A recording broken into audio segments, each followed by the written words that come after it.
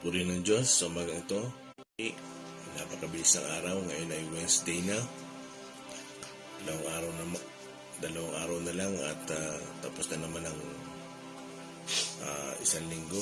Patapos na naman. Kaya mabuti ng Panginoon sa atin at araw-araw tayo ay kanyang sinasamahan. Kaya bago ang lahat tayo muna ay umawit ang pusong dalisay.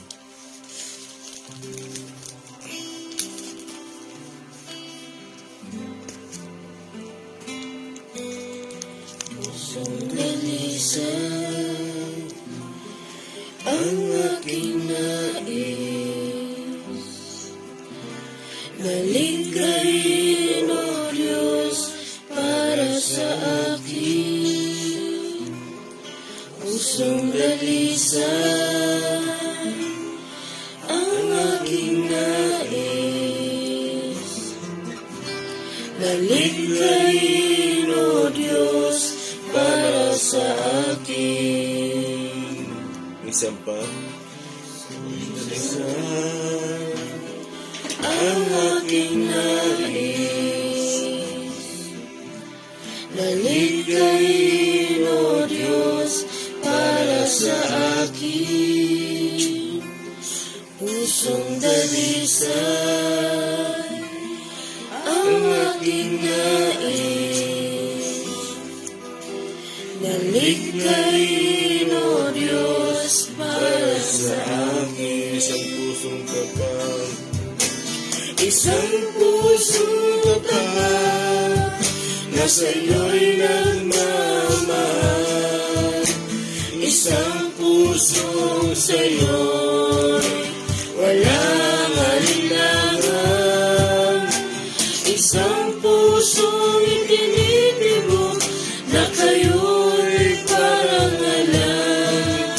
Ang ko'y pagpupuri sa'yo lamang.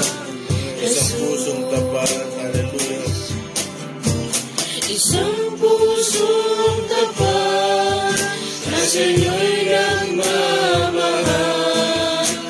Isang pusong sa'yo'y walang alinlangan. Isang pusong itinitibok na kayo'y parang alam. Hando ko'y pagpupuri sa'yo lamang, Jesus. Isang pa. Isang pusong tapat. Isang pusong tapat na sa'yo'y nagmamahal. Isang pusong sa'yo'y walang alinlangan. Isang pusong itinitibok na kayo'y parang alam. Ang dugo'y pagpupuri sa'yo lamang.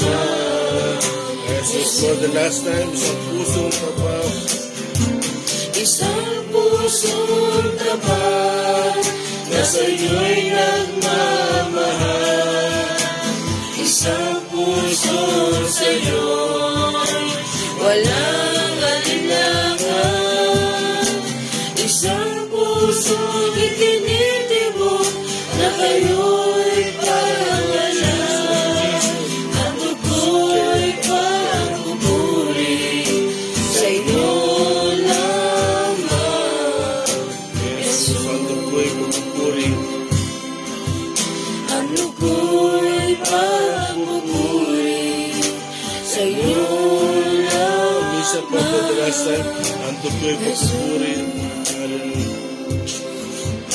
Ang dugo'y pagpupuri sa'yo lamang, Jesus. Glory. Handugan nga natin ang pagpuri ang Panginoon. Hallelujah. Jesus. Salamat po sa inyo, Panginoon. Salamat po sa inyo, Holy Spirit, Ama. Salamat po sa inyo, Abba Father. Salamat po sa inyong pagsama, sa inyong kahabagan sa amin. Bakit kami nakapagpapatuloy ay dahil sa inyong kahabagan at awas sa amin. Lord, salamat po. Dahil sa inyo lang po ang lahat ng bagay.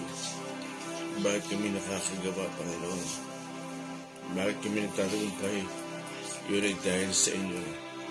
Wala kayong magagawa kung wala kayo sa amin. Salamat po, Ama. Salamat po, and then, Jesus. Tayo po'y manalangin. Po namin Diyos, mabuti po kayo, Panginoon, sa bawat isa sa amin. Kami nga po ay nagpapasalamat sa panibagong umaga na ipinagkaloob niyo po sa amin. Salamat po, Panginoon, dahil patuloy po kayong nagpapahayag, patuloy po kayo, Panginoon, nangungusap, patuloy po kayong kumikilos, Panginoon, sa bawat isa sa amin. Wow, Diyos, sa aming pag-aaral na ito ay lubos naming maunawaan, lalo, Panginoon, ang inyong mga salita. Salamat po, Panginoon, guys. Sabi sa inyong salita, Panginoon, araw-araw ay panibago, Panginoon, ang inyong kapangyarihan. Araw-araw ay panibago, Panginoon, ang inyong pag-ibig. Lagi itong sariwa, Panginoon. Salamat po. Pagpalain niyo po ang aming pastor na inyong gagamitin, Panginoon, sa oras ito. Salamat po. Pangalan ni Jesus. Amen. Good morning po sa bawat isa sa atin, sa mga kasama po natin sa FB Live. Good morning po kay Brother Ivan Tataro Castro, kay Sister Aquino Rimar, Sister Gina Yen, Sister Kaisel Centeno, Brother Alan Rocreo, kay Sister Nita Katembong. Good morning po. Amen. Dapat tayo matapos sa chapter 8. Kaya salamat sa Diyos sapagkat tayo ay pinagtapos na naman, no, sa isang kapitulo. Siguro baka bukas o sa Biyernes tapos na natin yung chapter 8. Kaya salamat sa Panginoon sapagkat ang Diyos natin ay patuloy na nagpapahayag sa atin. Kaya napakabuti niya kasi bagamat ito ay napakalabak, kaya kahit basa-basahin yan, may iba't ibang kapahayagan ng Diyos sapagkat yan ay kanyang salita. Hindi mo kayang ipaliwanag yan ng isang beses lang. Yung ganyan talaga. Pag ang salita ng Diyos ay binabasa mo, binubulay mo, talagang iba't iba. Talagang magrerema sa'yo na may kapahayagan na mula sa Panginoon. Okay, ipagpapatuloy natin ang ating pinagbubalibulan sa chapter 8. Sister Rami. Good morning, Sis Cree. John 8:51 to 55. 51. Pakatandaan ninyo, ang tumutupad ng aking salita ay hindi mamamatay kailanman. 52. Sinabi ng mga Hudyo, ngayon natitiyak naming sinasapian ka nga ng demonyo. Namatay si Abraham at ang mga propeta. Ngunit sinasabi mong hindi mamamatay kailanman ang sinumang tumutupad ng iyong aral. 53. Mas magaling ka pa ba kaysa sa aming amang si Abraham? Siya'y namatay, gayon din ang mga propeta. Ano ba ang palagay mo sa iyong sarili? 54. Sumagot si Jesus, kung ako ang nagpaparangal sa aking sarili, walang kabuluhan iyon. Ang nagpaparangal sa akin ay ang aking ama, at sinasabi ninyong siya ang inyong Diyos. 55. Hindi ninyo siya kilala, ngunit siya'y kilala ko. Kung sasabihin kong hindi ko siya kilala, ako'y magiging sinungaling na tulad ninyo. Subalit, kilala ko siya at sinusunod ko ang kanyang sinasabi. Praise God. Okay, mabilis ang paliwanag sa ulitin ko ulit sa verse 51, 8:51. Marami. Pakatandaan ninyo, ang tumutupad ng aking salita ay hindi mamamatay kailanman. Amen. So, dyan, no, dyan sa ating mga pinagbubali-bulayan, kaya kung patuloy natin nga alamin, dyan sa verse 51 tsaka 52, sabi sa 51, pagkatatandaan ninyo, ang tumutupad ng aking salita ay hindi na mamamatay kailanman. So, dito hindi nila naiintindihan yun. Sino ang kausap ng Panginoon? Para sa iyo. Bakit? Kasi nga, hindi nila tinutupad yung salita ng Panginoon. Bakit? Kasi alam nila sila'y lahi ni Abraham. At ang salita ng Diyos, ang kautusan ay pinagkatiwala sa kanila. Yun ang pinangahawakan nila. Ang hindi nila alam, ang pagtupad sa salita ng Diyos ay napakahalaga. Bakit sinabi ng Panginoon, ang tumutupad ng aking salita ay hindi na mamamatay kailanman. Kasi hindi nila naiintindihan na mayroong kabilang buhay. At anytime, pag tayo ay namatay dito, tayo ay nalagutan ng hininga sa lupang ito, ay di ba sinabi sa Hebreo 9:27 na minsan itinakda sa tao ang kamatayan at pagkatapos ay paghuhukom. Hindi nila maintindihan na anytime, pag hindi mo tinutupad ang salita ng Diyos, ikaw ay mapupunta sa impyerno. Yan ang isang mabilisang paliwanag dyan. Ang tumutupad. So hindi pala talaga, hindi lang pala na dahil nababasa mo ang salita ng Diyos, ang Biblia, alam mo. Hindi pala ganun. May application pala yan. Mayroong katibayan pala yan. Patunayan mo ikaw ay Kristiyano. Amen? Amen. Mag-quote ka muna tayo. Verse John 3, 6-8. Verse John 3, 6-8. Dito, labis at lubos nating maintindihan kung ano ang sinasabi ng Panginoon na ang tumutupad ng aking salita. Sige, pakibasa ng malinaw at malakas. 1 John 3, 6-8. 1 John 3, verse 6-8. Sabi po dito, ang nananatili sa kanya ay hindi nagpapatuloy sa pagkakasala. Ang sinumang nagpapatuloy sa pagkakasala ay hindi nakikita ni nakakakilala man sa kanya. 7. Mga anak, huwag kayong padaya kanino man. Ang sinumang gumagawa ng matuwid ay isang matuwid tulad ni Kristo. 8. Ang nagpapatuloy sa pagkakasala ay kampo ng dyablo, sapagkat sa simula pa'y gumagawa na ng kasalanan ng dyablo. Kaya't naparito ang anak ng Diyos upang wasakin ang mga gawa ng dyablo. Amen. So napakahalaga pala nung nagpapatuloy. Pagkatapos ng malaman ng katotohanan, sabi nga sa Efeso 1:13, no? Pagkatapos ng malaman ng katotohanan, ipinamuhay mo na. Pinakikita mo talaga. No? Hindi na talaga pakitang tao. Kung hindi, ipinamumuhay mo. Bakit? Naliwanagan ka eh. Diba? Ano sabi dyan sa binasa nating talata? 1 John 3:6-8. Ang nakay Kristo ay hindi na nagpapatuloy sa pagkakasala. Bakit? Bago na siya eh. Isang bagong buhay ang natanggap niya. Bakit? Anong sabi doon? Kasi nga, si Satan ay patuloy ang paggawa sa kasalanan at hinihimok niya ang tao na magkasala. Pero nagparito si Kristo para wasakin ang gawa ng dyablo.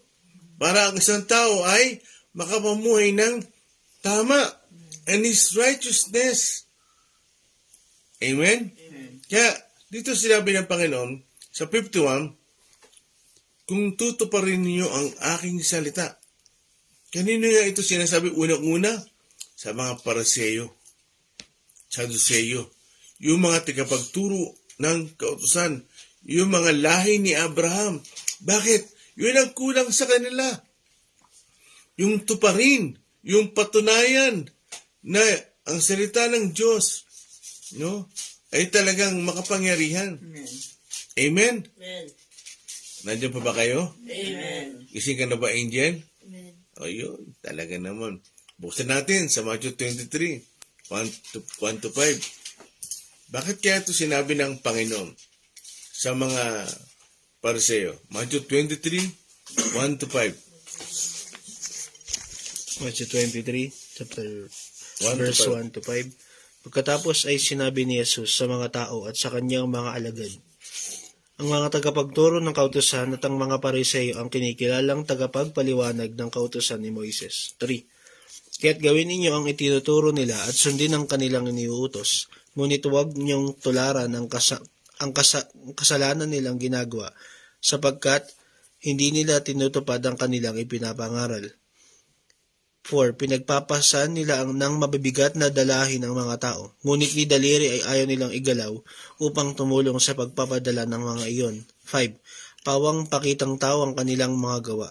Nilalaparan nila ang mga lalagyan ng talata sa kanilang noo at braso at hinahabaan ng palawit sa laylayan ng kanilang mga damit. Amen. Kaya dito sinabi ng Panginoon sa mga Paraseyo, at saka sa Saduseyo, yung kanilang tinuturo, tama. Tama. Sundin ninyo iyon. Pero, huwag niyong tutularan yung kanilang pamumuhay. Bakit? Hindi nila ginagawa yung kanilang sinasabi. Hindi nila ginagawa yung kanilang ipinapangaral. Kaya sinabi ng Panginoon sa mga Paraseyo, pakinggan nyo, tuparin nyo yung itinuturo nila, pero wag niyong tutularan yung pamumuhay nila. Napakahirap, no? Pwede nyo sabihin sa akin, Pastor Jim, peki ka naman eh.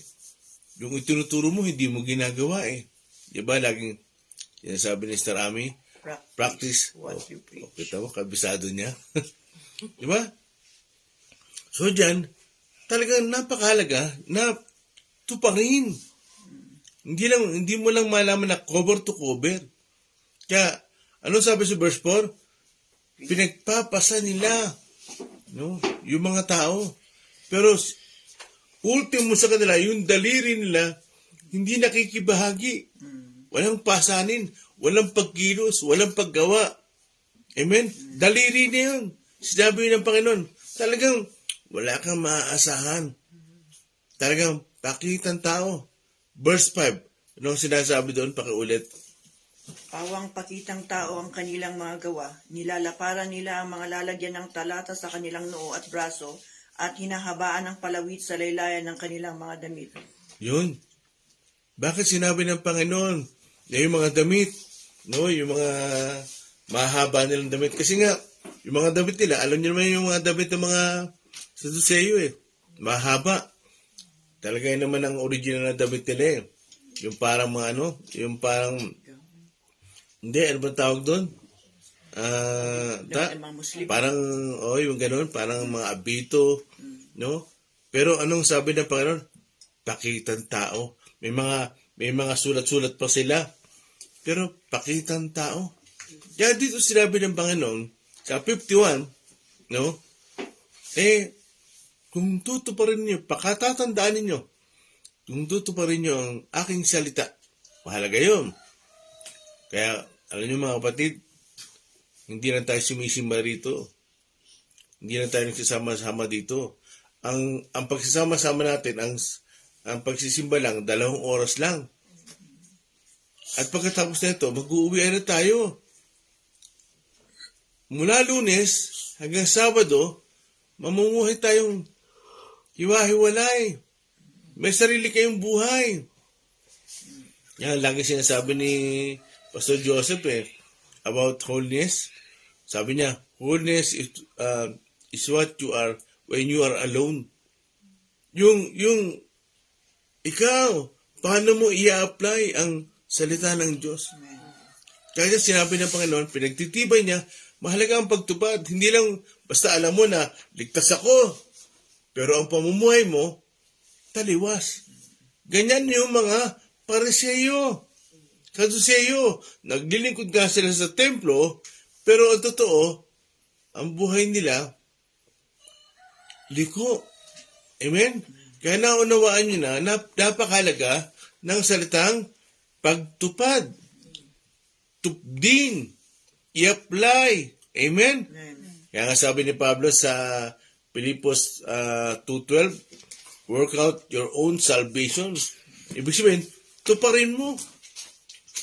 Talagang ipakita mo talaga sa puso. Hindi sa labas, sa puso. Hindi sa nguso, sa puso. Hindi sa nguso, sa puso. Amen? Daniel, hindi sa nguso, sa puso. Nandiyan ka pa ba, Daniel? Wala. Amen? Yeah, verse 52. Karami, 52. Sige. Verse 52 ng John 8. Sinabi ng mga Hudyo, Ngayon natitiyak naming sinasapian ka ng demonyo. Namatay si Abraham at ang mga propeta, ngunit sinasabi mong hindi ka mamamatay kailanman. Yun. Ngunit sinasabi mong hindi mamamatay kailanman ang sinumang tumutupad ng iyong aral. Yun. Hindi nila naintindihan talaga na may kabilang buhay. Hindi nila naintindihan. Sinasabi ang Panginoon na talagang kung tutuparin niyo ang aking salita, hindi ka na mamamatay. Ano ang sagot nila? Talagang sinasapian ka na ng demonyo. No? Sinasabihan ka na ng demonyo. Yun ang tugod nila sa Panginoon. Ano sabi ng Panginoon sa John 8:44? Sino may kabisado noon? Angel, yung favorite verse mo. John 8:44. Anong sabi doon? Sige. I-recite ni Angel yung paborito niyang verse. John 8:44. Yan ang paborito niya pong verse. Kahit ako, paborito ko yan Sige, Angel.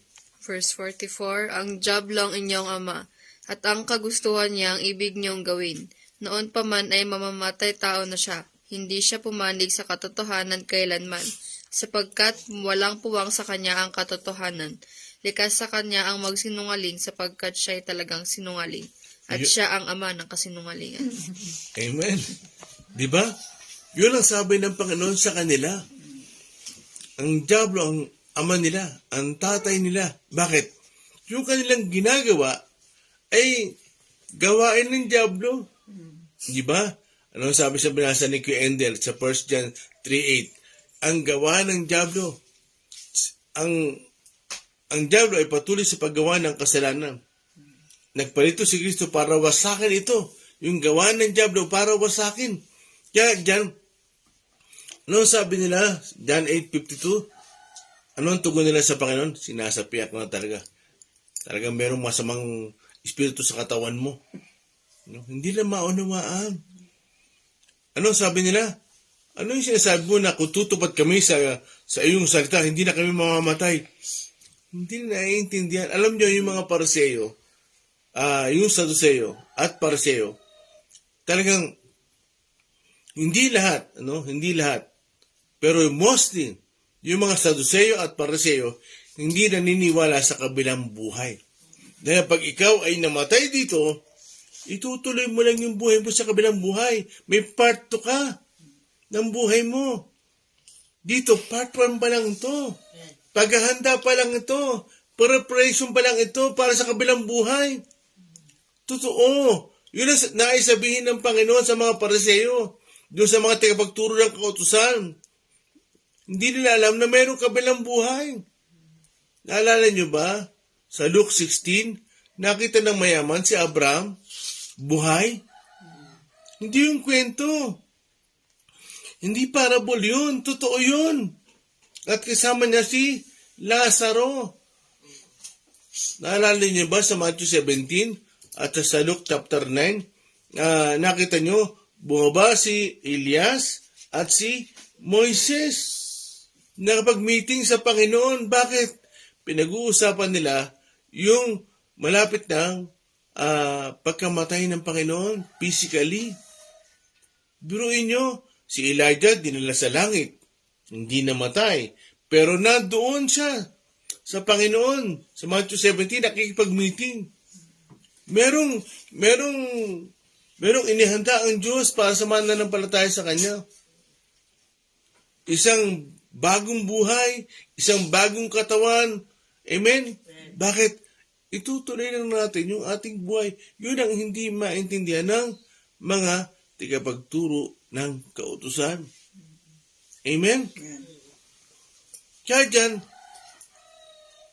talagang hindi sumasagap sa isipan niya.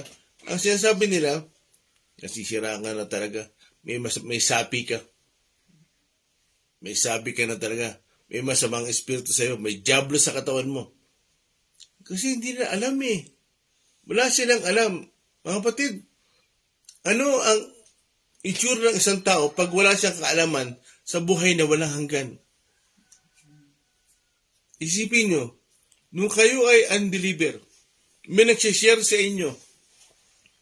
Sinisirang kayo at sinasabi sa inyo, pag namatay ka, may impyerno ka, pero pag tinanggap po ang Panginoon, manampalataya ka, may buhay na malahanggan ka. Ano ang first impression nyo? Di ba ngingiti-ngiti lang kayo? Di ba? Amen? Kaya, pakiulit po ngayon 52 sa rami sa harapan. Diyan ka muna. John 8:52, sinabi ng mga Hudyo, ngayon natitiyak namin sinasapian ka ng demonyo. Namatay si Abraham at ang mga propeta. Ngunit sinasabi mong hindi mamamatay kailanman ang sinumang tumutupad na iyong aral. Okay. So dito, mga kapatid, kailangan ko ang inyong pandinig. Mga kapatid, gusto sabihin ng Panginoon, hindi namatay si Abraham at ang mga propeta. Sila, ang pananaw nila, ay namatay. Bakit? Ang nais nila sabihin sa Panginoon, yung physical body, hindi living. Ang hindi nila alam, ang tao, kaluluwang may buhay. At pag sila ay nanampalataya sa Panginoon, magtutuloy-tuloy ang buhay niyan. Hindi nila maintindihan yun. Bakit? Kasi ang sinasabi ng Panginoon, hindi patay si Abraham. Kung sinasabi ng mga Pariseo, Saduceo, namatay ang ninuno namin si Abraham at mga propeta. Yun ang akala nila. Naalala niyo ba, mga kapatid, sa Exodus chapter 3, nung bumaba ang Diyos at nagsalita sa pamamagitan ng apoy, anong sabi niya? Ako ang Diyos ni Abraham, ni Isaac, ni Jacob. Anong nais niya sabihin dito? Buhay sila. Hindi sila namatay. At alam nyo, tiyak, namatay ba si Moises? Nilibing lang yung katawan niya. Deuteronomy 34. Inilibing lang yung katawan niya ng Diyos, pero kausap siya ng Diyos, saan? Sa Garden of Gethsemane. Hindi sila namatay. Yun ang alam ng mga Pariseo. Yung mga tumutupad ng kanyang mga salita, hindi na mamamatay. Itutuloy nila yung buhay nila. Amen. Sa kabilang buhay. Ano ang sabi sa Hebreo 13? Dagdag natin. Daniel, idagdag mo nga ito. Hebreo. Ito na. Basahin natin. Pag-umpisa ka ng 13. Yung mga mananampalataya. Hebrew 13. Tuloy-tuloy mo lang. Pahintuin na lang kita. Verse 1 po. Hindi. 13 na nga eh. Hebreo 11. Hebreo 11, verse 13, 14, 15, 16. Sige. Verse 13. Silang lahat ay namatay na may pananampalataya sa Diyos. Hindi nila nakamtan ang mga ipinangakos ng Diyos. Ngunit natanaw nila iyon mula sa malayo. Kinilala nilang sila'y mga dayuhan lamang at nangingibang bayan dito sa lupa. Okay. Nakita niyo mga kapatid, yung mga taong mananampalataya, namatay sila. Dito. Pero naunawaan nila at nakita nila na meron kabilang buhay. Anong sabi nila? Dayuhan lang kami dito. Lahat tayo dito, dayuhan lang. Sinong permanente rito? Ako ayoko ritong manatili. Bakit? Wawasakin to eh. Wawasakin to. Yan ay sinabi ng Panginoon. Bakit? Pasama ng pasama ang mundo. Amen? Naniniwala ba kayo na pasama ng pasama ang mundo? Amen. Totoo yun. Tuloy din yan. Verse 15 po, kung ang mahal nila ay ang lupaing kanilang pinanggalingan, may pagkakataon pa sana silang makabalik doon. 16. Ngunit ang hinahangad nila ay isang lunsod na higit na mas mabuti, ang lunsod na nasa langit. Yun. Ngayon, dyan na lang muna. So, ano sabi doon? Ulitin mo nga yung 16, Daniel. Verse 16 po. Bakit? Mga kapatid, pakinggan nyo to. Ngunit ang hinahangad nila ay isang lunsod na higit na mas mabuti, ang lunsod na nasa langit. Kaya naman, hindi ikinahiya ng Diyos na siya'y tawaging Diyos nila, sapagkat sila ipinaghanda niya ng isang lungsod. Yun, isang lungsod. Mga kapatid, yung mga totoong tumutupad, yung mga totoong mananampalataya, pinaghanda na yan ng isang lungsod. Saan? Sa langit na bayan. Totoo yun. Di ba ano sabi si John 14:3? Sa bahay ng aking ama ay maraming tahanan. Hindi ba sa salita yun? Totoo yun. Yun ang hindi naiintindihan ng mga Pariseo. Kaya, sinabi ng Panginoon, kung tutuparin nyo, hindi na kayo mamamatay. Ibig sabihin, talagang itutuloy nila yung buhay nila sa piling ng Panginoon. Amen? Amen. Kaya, pakituloy sa 53, sa namin. John 8:53. Mas magaling ka pa ba kaysa sa aming amang si Abraham? Siya'y namatay, gayon din ang mga propeta. Ano ba ang palagay mo sa iyong sarili? Yun. Mas magaling ka pa ba? Ano ba ang palagay mo sa iyong sarili? Mga kapatid, hindi nila kilala ang Panginoon. Ang Panginoon, hindi lang siya nabuhay. Nagbibigay siya ng buhay. Naunawaan niyo ba yun? Mga kapatid, yung pinaliwalaan nyo, yung tinanggap yung turo, hindi yan basta nagbibigay ng buhay. Siya talaga yung buhay. Talagang save kayo. Naunawaan niyo ba yun? Kaya, sinabi nila, anong palagay mo? So, nagkakaroon ng comparison si Jesus at si Abraham. Hindi na maintindihan yan. Kaya alam nyo, bago matapos tayo sa chapter 8, mas mauunawaan natin yung gusto sabihin ng Panginoon. Kaya dyan, paulit-ulit hindi sila makaintindi. Hindi na maintindihan yung sinasabi ng Panginoon. Bakit? Mga kapatid, ito lang yan. Makalaman sila. Hindi sila nabubuhay sa Espiritu. Hindi talaga nila ipinamumuhay yung salita ng Diyos. Bakit? Hindi nila maintindihan ng Panginoon. Ang sinasabi niya is from eternity. Bakit? Galing ang Panginoon sa eternity. At iniwanan niya yun para sa atin. Hindi nila maintindihan yan. Hindi sila makaunawa. Kasi sinasabi nila, mas magaling ka ba? Anong palagay mo sa iyong sarili?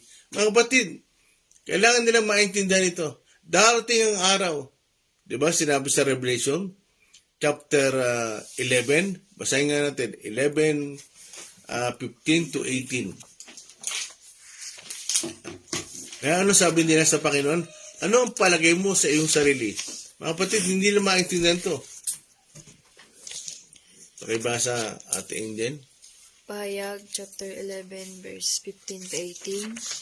Hinipan ng ikapitong anghel ang kanyang trompeta at mula sa langit ay may malalakas na tinig na nagsabi, ang paghahari sa sanlibutan ay inilipat na kay Kristo na ating Panginoon. Maghahari siya magpakailanman. 16.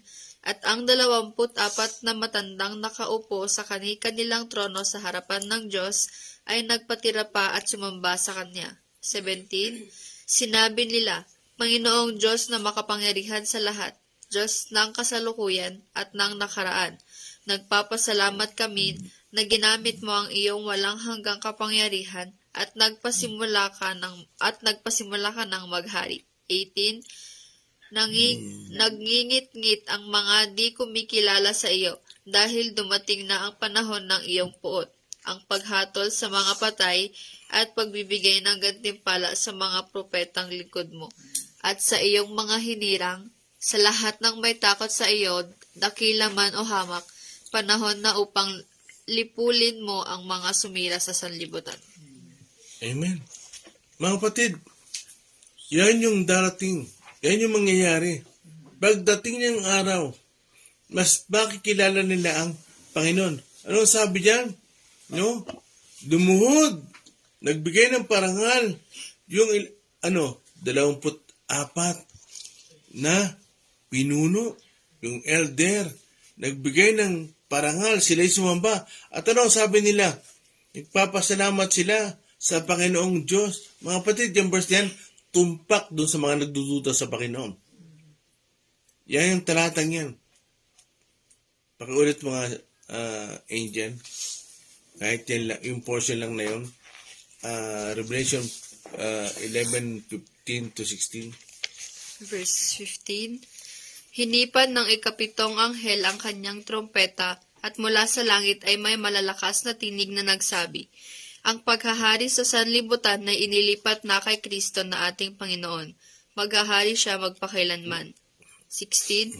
At ang 24 na matatandang nakaupo sa kani-kanilang trono sa harapan ng Diyos ay nagpatira pa at sumamba sa Kanya.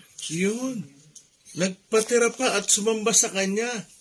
At ano pa sinabi doon? Yung sinabi doon, na sila nagpapasalamat sa Panginoong Diyos. Bakit? Maghahari ang Panginoon eh. Yan ang hindi nila naiintindihan.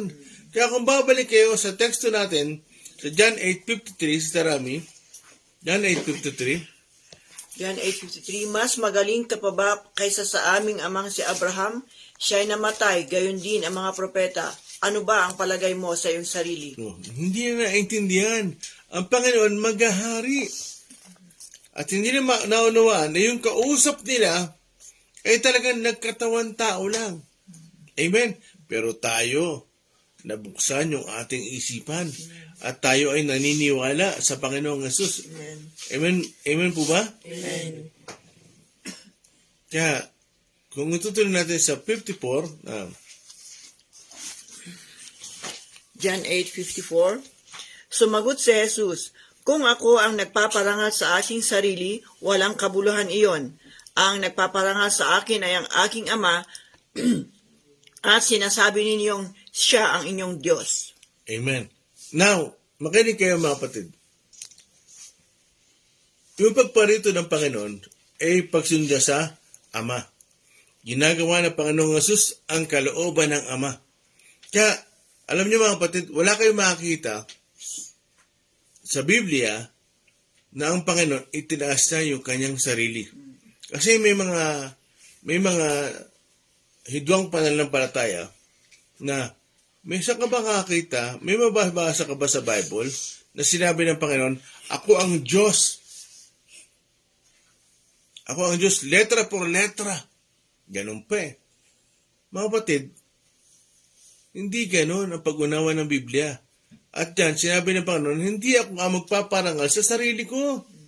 Kasi pag itinataas ko ang sarili ko, walang kabuluhan. Kaya mag-ingat tayo.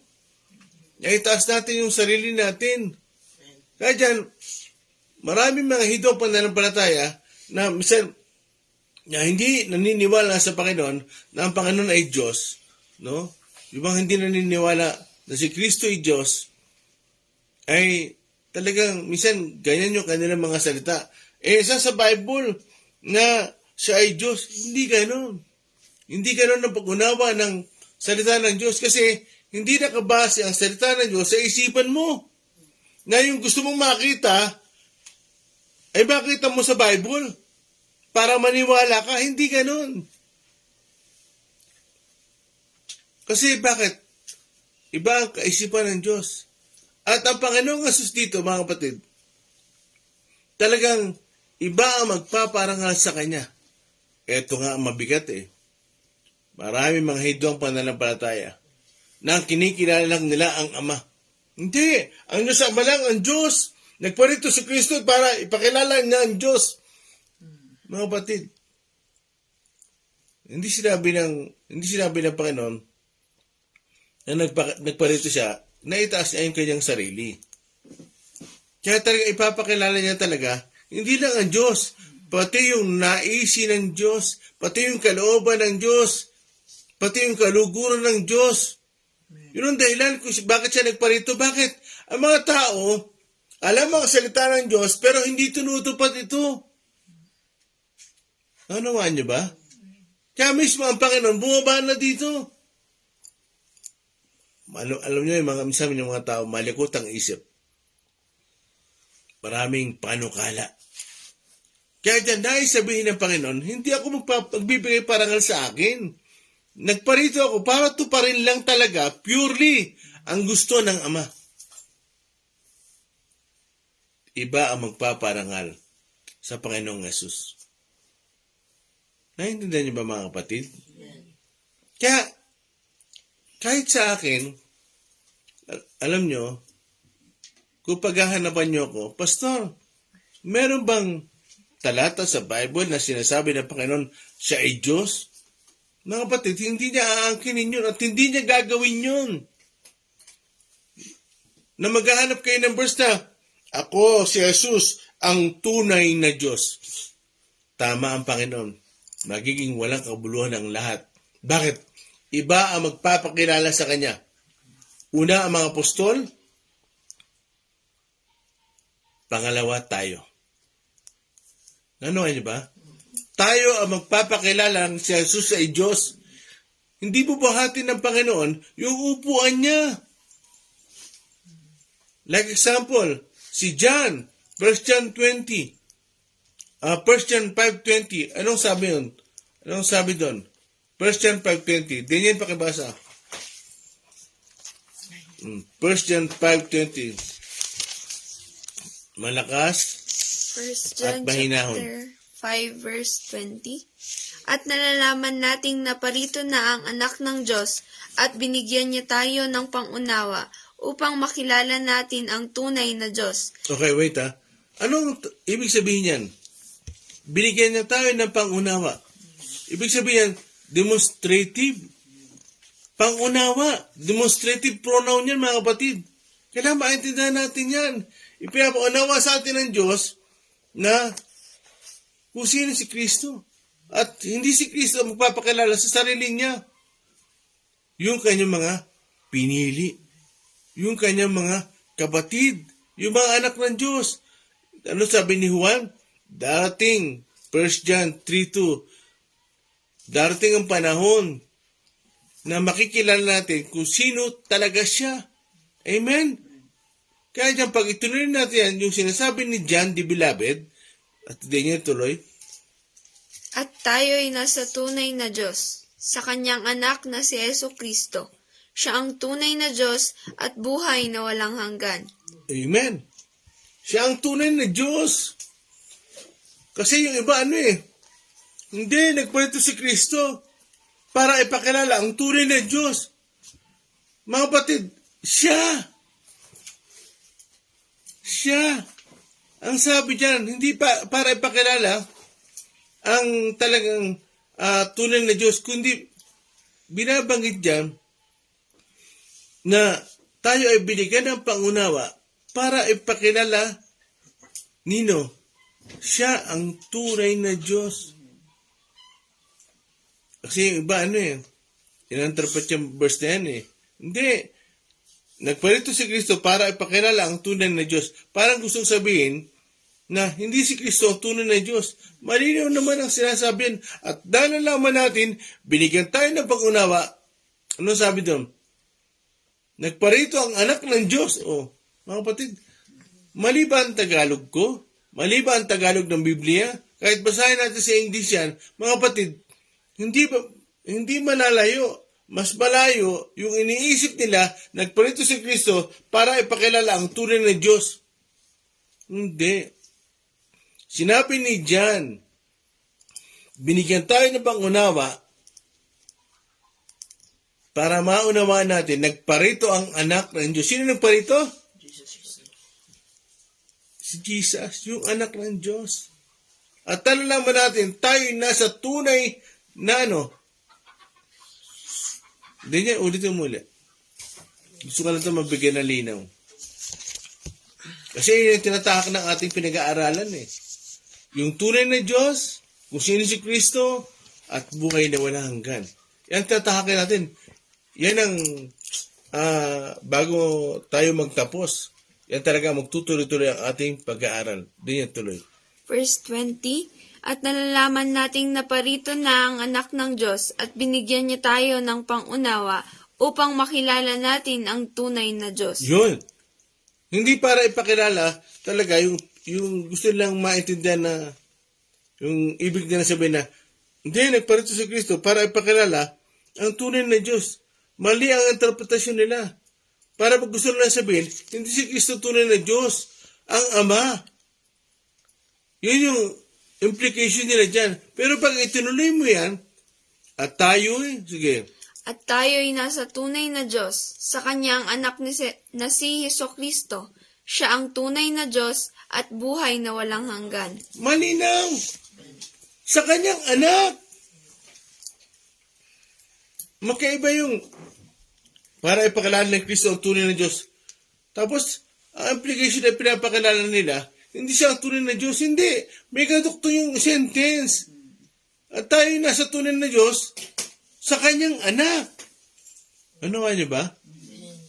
Hindi ako galit. Nagdidiin lang ako ha. Sa kanyang anak. Sino raw yun? Si Jesus. At ano pa?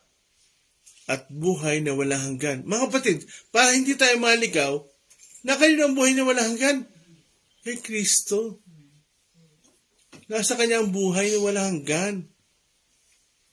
Hindi lang siya buhay na walang hanggan, nagbibigay pa ng buhay. At lahat ng mga nananampalataya sa kanya ay mabubuhay. Amen? Yan ang hindi nila maintindihan. Kaya sabi ng Panginoon, ulitin natin yung 54 sa Tarami. Balik-balikan natin yan. Verse 54 ng John 8. Sumagot si Jesus, kung ako ang nagpaparangal sa aking sarili, walang kabuluhan iyon. Okay, dan lang. Kung ako ang nagpaparangal sa aking sarili, walang kabuluhan. Sino nagpaparangal sa kanya? Buksan natin muna sa John 17, 1-3.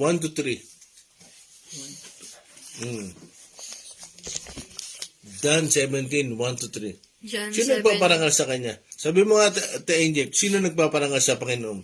Sino nagpapanangal sa Panginoon? Sige. John 17, 1-3.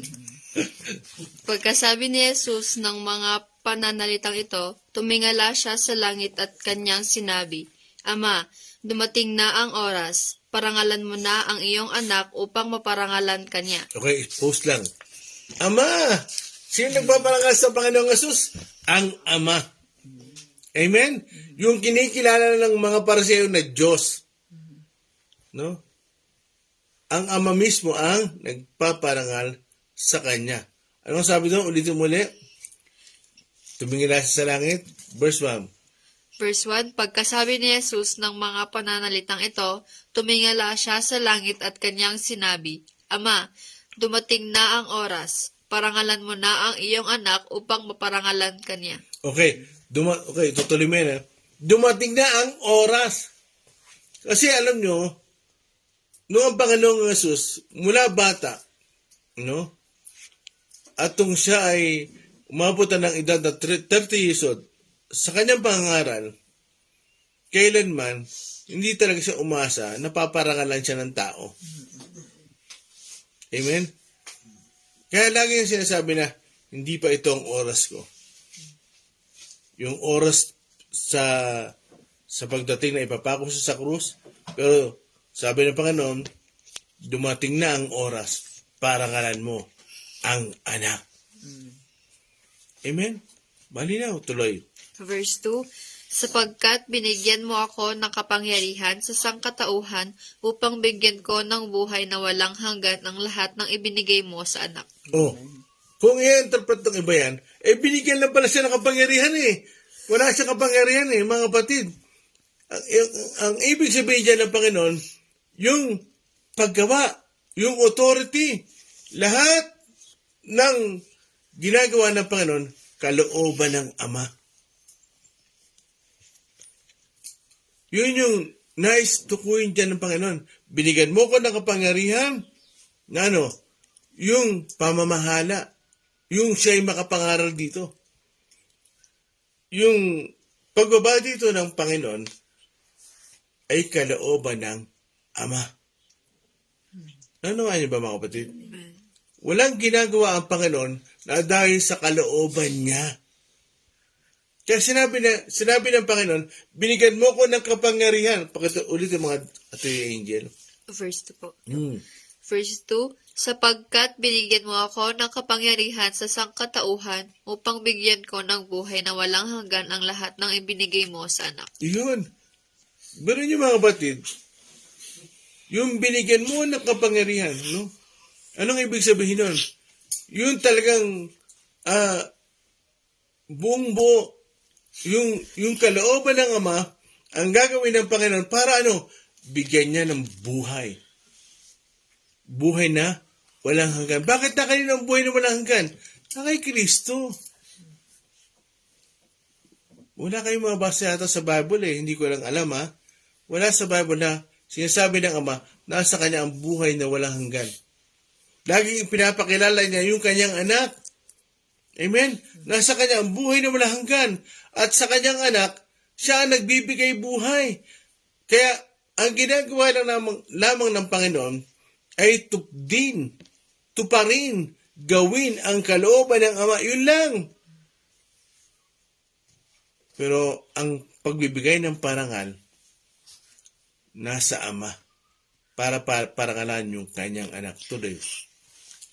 Verse 3, ito ang buhay na walang hanggan, ang makilala kanila, ang iisa at tunay na Diyos, at ang makilala si Jesucristo na iyong isinugo. Yun. Yun yung nais sabihin dyan ng Panginoon. Na binigyan mo ko ng kapangyarihan, ibig sabihin, yung isinugo siya ng Ama para gawin yung kanyang kalooban. Authority. Mga kapatid. Kaya, kung patuloy natin nga alamin yan, ulitin natin yung 54. Verse 54. Oh. Sumagot si Jesus, kung ako ang nagpaparangal sa aking sarili, walang kabuluhan niyon. Ang nagpaparangal sa akin ay ang aking Ama at sinasabi ninyong siya ang iyong Diyos. Yun.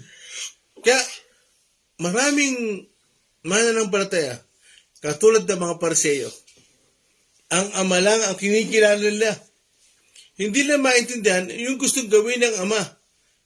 Kung tunay niyo akong kinikilala, kikilalanin niyo yung aking anak. Amen? Kasi, maraming ngayong mananampalataya, ang kinikilala lang nila, ang Ama. Ang Ama lang ang Diyos namin. Mga kapatid, maunawaan nyo habang tumatagal kayo naglilingkod sa Panginoon kung sino ang kapanalig nyo. Kung sino ang katulad nyo. Kasi tayo, ang tinuturo ng Ama, ang ginagawa natin. Ano yun? Kinikilala natin yung kanyang anak. Ang ginagawa ng iba, may sariling pamantayan. Hindi, ang Ama lang ang kinikilala namin. Si Jesus, prophet lang yan. Nilikha lang yan. No? Ang Ama ang Diyos. Si Yahweh ang Diyos. Mga kapatid, yung Yahweh, diba, lagi sinasabi sa inyo, yun ay pangalan ng Diyos. YHWH. God's name yun. Bakit? Bakit ito sinasabi sa inyo? Kasi ang Diyos natin ay iisa. Hindi yung absolute one, kundi compound one. Para mag-asawa, parang pamilya. Kaya kung binabasahin nyo yung John 17, habang nanalangin ng Panginoon, Ama, ingatan mo sila. No? Ingatan mo sila. Dagaya naman nating iisa. Ano sabi ng Panginoon sa Genesis ulit? Balik tayo. Likain natin ang tao ayon sa ating wangis. Hindi, likain natin na katulad ng anghel. Hindi, likain natin. Ano sabi sa Genesis 3:18? Katulad na natin. Mga kapatid, yun natin, compound as one yun. Ano niyo ba ako? Pag sinabing absolute, singular yun. Pag sinabing compound, plural yun. Kaya, likain natin. Doon pumapasok yung salitang Elohim. Plural. Na ginamit ng Diyos. Nanuhan niyo ba? Nanuhan niyo ba ako? Kaya, sinasabi siya sa verse 54 ng John chapter 8, sinasabi ninyo, ang Ama ang Diyos, pero hindi niyo ako kinikilala. Ano ang sabi sa John 17? Yung anak na iyong sinugo. Talagang ang ama ang nagbigay ng pahintulot ng kalooban para makagawa ang Panginoon. Ano ang kalooban ng ama? Para ipakilala sa mga tao, sa mga Saduceo, sa mga Pariseo, na ang buhay nasa kanyang anak. Mga kapatid, ang buhay ay nasa kanyang anak. Siya ang nagbibigay buhay, no? Ang lahat ay mabubuhay dahil sa kanya. Basahin mo natin yung John chapter 1, 1 to 5. Just pasa mo nga, ikaw naman. John chapter 1, 1 to 5. 2 minutes to 6. John chapter 1, verse 1 to 5. Verse 1. Nang pasimula ay naroon na ang salita. Ang salita ay kasama ng Diyos at ang salita ay Diyos. 2. Sa pasimula ay kasama na ng Diyos ang salita. 3. Nilikha ang lahat ng bagay sa pamamagitan niya at walang anumang nalikha na hindi sa pamamagitan niya. 4. Nasa kanya ang buhay at ang buhay ay siyang ilaw ng sangkatauhan. 5. Nagliliwanag sa kadiliman ng ilaw at hindi ito nagapi kailanman ng kadiliman. Amen. So, dito ba unawaan nyo? No? Kaya, tapos na yung oras natin. Dito maintindihan natin lahat. Kung kinikilala mo ang Ama, kailangan matanggap mo ang Panginoong Jesus. Amen. Nasa kanya ang buhay. Siya ang nagbibigay buhay. No? Siya ang buhay na walang hanggan. At siya ay Diyos. Mga kapatid. Kaya, last verse, tapos, 55. magpipray na tayo. Pilipos 2, 10 to 11. Pilipos chapter 2 verse 10 to 11. Sa gayon, sa pangalan ni Jesus ay luluhod at magpupuri ang lahat ng nasa langit, nasa lupa at nasa ilalim ng lupa. 11. At para sa luluwalhati ng Diyos Ama, ang lahat ay magpapahayag na si Jesucristo ang Panginoon. Amen. At sa ikaluluwalhati ng Ama, na kapatid, kung gusto niyong mapasaya ang Ama, mabigyan ng kaluguran ng Ama, kilalanin niyo si Jesus. Amen. Uulitin ko, kung gusto niyong mabigyan ng kaluguran ng Ama, mapasaya ang Ama, kilalanin niyo si Jesus, yung kanyang anak. Kasi nasa kanyang pag-asa natin, siya ang buhay, siya ang nagbibigay buhay, at lahat ng bagay ay mabubuhay dahil sa kanya. Amen. Dahil hindi magkakaroon ng lahat ng bagay kung wala si Kristo. Bakit? Mga kapatid, ang lahat ng bagay ay nilikha ng Ama para sa kanyang anak. Kaya, pakinggan natin ang Ama. Tanggapin natin yung kanyang anak. Maniwala lang tayo. Ang Ama at anak ay iisa. Amen? Huwag tayo magduda. Kaya kailangan nating tanggapin, tupdin, tuparin ang kanyang salita. Amen? Si Kristo ay Diyos. Walang duda yun. Kaya patuloy tayo manalangin, at tayo gamitin ng Panginoon na para tayo makapagbahagi ng kanyang salita at maipakilala natin si Kristo ang nag-iisang tunay na anak ng Diyos. Amen? Busong dalisay. Dalisay ang aking nais, nalikhain o Diyos para sa aking pusong dalisay.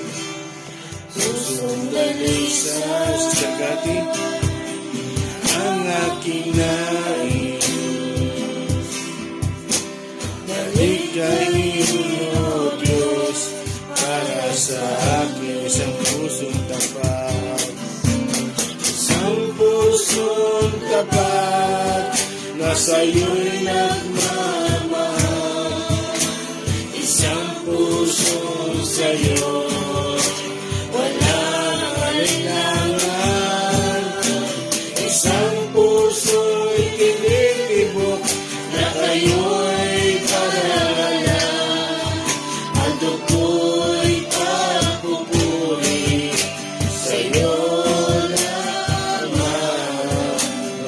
last time, isang pusong tapat. Hallelujah, hallelujah. Isang pusong tapat na sa'yo'y nagmamahal.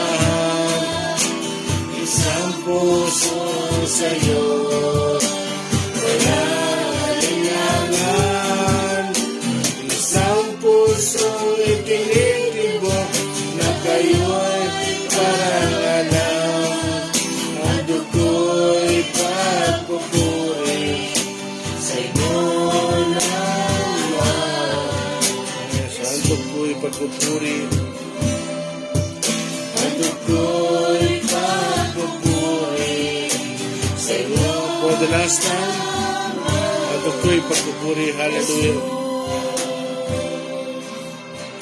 Ang dugo'y pagpupuri sa inyo naman. Jesus, glory, hallelujah. Hallelujah. Bigyan nga natin ang handog na papuri ang Panginoon. Hallelujah. Praise you, Jesus. We glorify your name, Lord God. We exalt you, Jesus. We exalt you. We worship you. I love you, Lord. We love you, Lord Jesus. I love you, Jesus. I love you, Jesus. I love you, Father God. Hallelujah. Salamat sa hangin, Lord God, sa magandang panahon. Salamat sa inyo. Hallelujah. Salamat sa uksang Master Gati.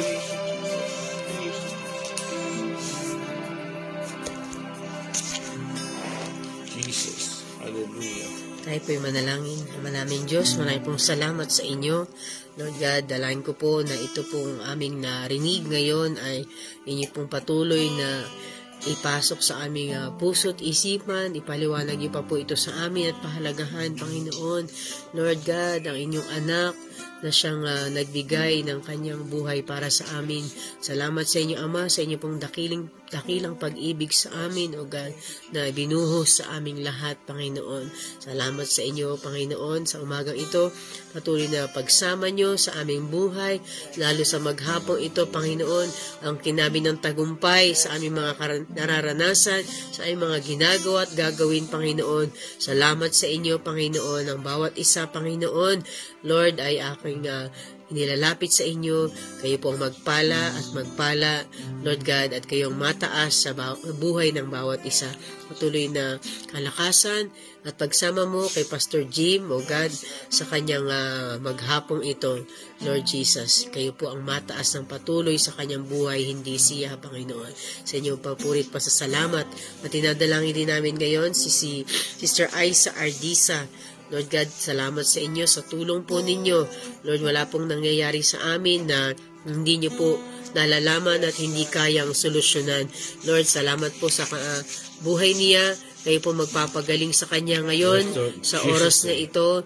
Salamat sa hindi na po ito lalala at mabilis po siyang gagaling, O God. Salamat. At hindi na po ito makakahawa pa. Sa inyo pong papuri at pasasalamat. Ito pong aming dalangin sa pangalan ni Jesus. Amen.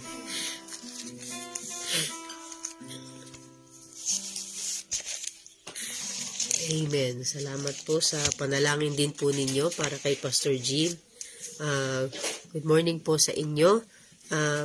Brother Udi Velasco, Sister Dina Toledo, Ate Twinkle, Sister Tel Dawson, Tia Sonia Casaul, Len De Paz, Auntie Sali, Sister Ellen Benaventura, Sister Shirley Gallardo, Pastor Annie Romero, Sister Christine Reyes, Pastora Mary Chris, Tiche, Mama Che, JC Gardose, Dominga Tataro, Frenilyn Carpio, magandang umaga po sa inyo, Carlo Baldiviso, si Carlo Del.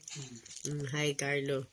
Pastor Jojo, Jimuel Malaborbon, Joel Yap Bagnes, Brother Mario Mungkal, Sister Aiza Dandan, Joren Perez, Kuya Ryan, Sister Corazon Orihuela, Kuya Pons, and Pastor Glenn Masaredo. God bless po. See you po tomorrow.